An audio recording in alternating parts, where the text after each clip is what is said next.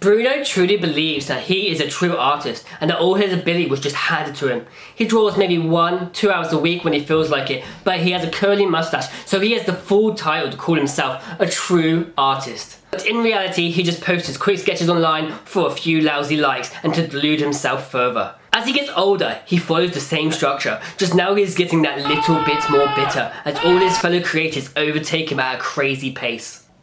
He starts to curse the art world for being unfair to him, as no one understood his unique vision from the start. All the hours he had put in, when in reality, he spends most of his days watching the latest Netflix series, telling himself he will sketch once the episode has finished.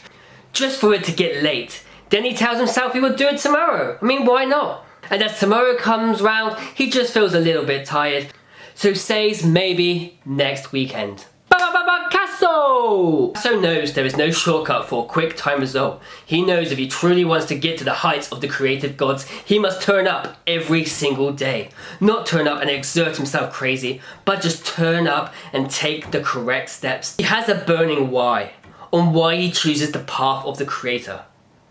He does not care what the outside world thinks of him. He knows he's on his path and knows he will reach his heights with small, unsexy but smart decisions, made consistently every day, aligned with his creative vision. He knows the secret of the compound effect. In the beginning of my art journey, I would constantly delude and fool myself. Truly believe that I was being creative when I would spend one day out of 7 just having the whole day burning out 6 hours on how to draw anatomy. But because I'd spend the majority of my time scrolling on social media and just looking what other artists are created, as well as being in this weird bubble surrounded by other creators who were creating daily and putting in the hours, somehow I felt like I was creating when in reality I was just sort of on the sidelines of a scene. And it's a very weird position to be when you used to be one of the good artists in your group, suddenly to see everybody overtake you because they were actually putting in the real hours instead of deluding themselves on social media or maybe just doing a sketch here or there. At the time I can remember so clearly just thinking to myself like,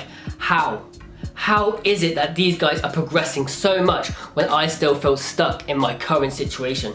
And it was actually when I had a conversation with my good friend Ben, who I used to work a bar with. Yes, believe it or not, I used to work in a nightclub. Some of the crazier days, I'll tell you that. But he used to study business in university, and he told me a very interesting principle. The principle called the compound effect.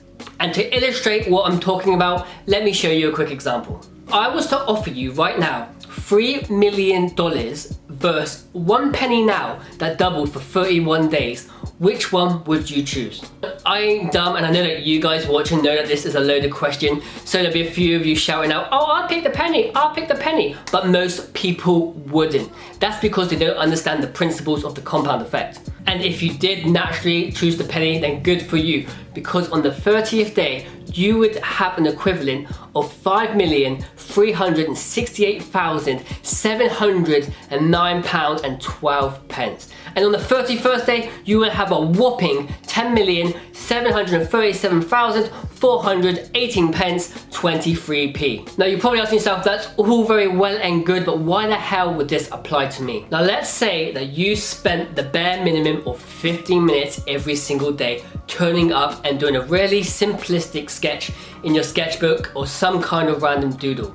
If you were to continually do that for 1 year, you would have amassed 90 hours into your craft as becoming an artist. Now that may not sound like a lot, but there is another equation at play, and that equation is momentum growth. A lot of people will say, I'm just gonna wait till the weekend and put in a massive 12 hours of drawing where I'm just gonna create all these crazy and amazing things. And what seems to normally happen is you end up spending 2 hours making these things, then you sort of start hating what you're doing, so it becomes a burden. And not only that, the momentum from the previous day is not there, so you maybe start feeling like, oh, I'm a little bit rusty. You kind of want to think of yourself as that old game Happy Bird where you would like tap the screen. Think about it, every time you tap the screen, if you keep hitting it, soon you're going to be on Mars having cocktails with Elon Musk. But if you was to miss a tap, it won't be long until your nose is smashed into the dirt. And what this demonstrates is that small, unsexy and smart decisions taking consistently every day will lead to incredible results. Incredible results that your future self will be thanking you for. Knowing this fact just gives you such an edge over the rest of society. Everybody just wants fast results. fast food, instant downloads, instant TV where you can watch 1,000 different shows all at once. But if you are willing to put in the small efforts daily, trust me, you will just be on a different level. But as everything in life, there's a catch. What is easy to do is also very, very easy not to do. It actually looks like Jesus is coming for us at this moment. And here's a fact, that most people out there do have goals they would like to achieve. And it doesn't have to be something massive or huge. It could just be something as simple as losing some weight. And it's not that most people lack drive or willpower. The thing that stops most people is they don't have a solid why. Now imagine this scenario. Imagine I lay down a 20-meter plaque on the floor and I say to you, if you can cross this path, I will give you £1,000. Now what will you say to that? I hope you said yes, because that would most probably be the easiest £1,000 you've ever made. Unless your name is Banksy. Let's take scenario 2. I'm going to take that exact same plank and place it between 2 skyscrapers. Then I'm going to ask you to walk it for the £1,000. What will you say then? I hope your answer is no, because the risk, it just ain't worth the reward. Unless you're Banksy. Let's take scenario 3. This time the plank is still between the 2 skyscrapers, but this time one of the skyscrapers is on fire, and over on that plank is your kid or your loved ones, and you have to go save them. That's pretty dark, I know, but I hope you understand the point. You're gonna cross that plank. The reason for this is not because you somehow conjure up some more willpower, but now you have a very, very strong why. So why is it that you want to be a creator? And really dig deep and find out the reason. Is it because you just want to be able to express yourself? Is it because you want to reach the heights and be the greatest artist you can truly be? Or maybe you just want to leave some kind of mark on the world. But it really does pay just to go away, take some time and figure out yourself and really understand your why. The crazy thing about using this technique is you will soon realize that all your friends and family will start to think of you as some kind of overnight success. Like, literally 90% of people do to celebrities they see in the world. All you see is that final get up, that final bit of the compound effect, and then they think overnight they just made it. And as soon as you start noticing that on the people around you, that's when you start to get a feeling that this compound effect is working in your favor. It's just so funny to see the same people that used to talk about you and be like, oh, he's not going to be able to get anywhere. Maybe you just give up that art stuff. To the next moment be like, yeah, you know I always had your back. I supported you from day one. It's mad. But I really hope that sheds some light on some key areas on how you can get better as an artist. And if you want to know more about this topic, there's actually a book called The Compound Effect, which I'm going to leave a little link in my description if you want to go check it out. But let's not waste any more time and let's show you guys the final result. We didn't have to be.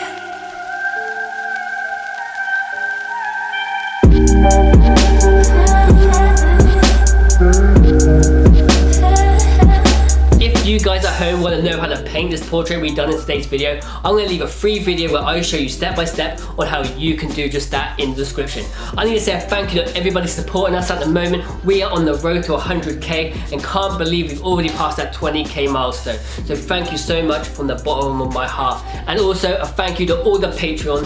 You guys are the foundations of this channel and you are the ones helping me to bring this content. So thank you so much. As always, I hope you guys are staying well and peace. Cool.